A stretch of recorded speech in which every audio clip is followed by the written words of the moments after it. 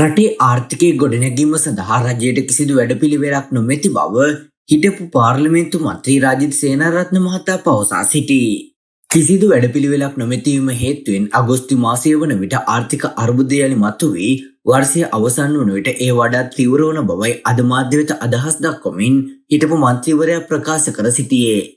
රජයේ වගකීම වන්නේ සියලු දෙනා සමග සාකච්ඡා කර සාධාරණ වැඩපිළිවෙලකට පැමිණීම බවද රටක් බංකොලොත් වීම යනු ඒ ලෙසින් ගොඩනැගීමට නොහැකි දෙයක් බවද ඔහු ප්‍රකාශ කර සිටියා.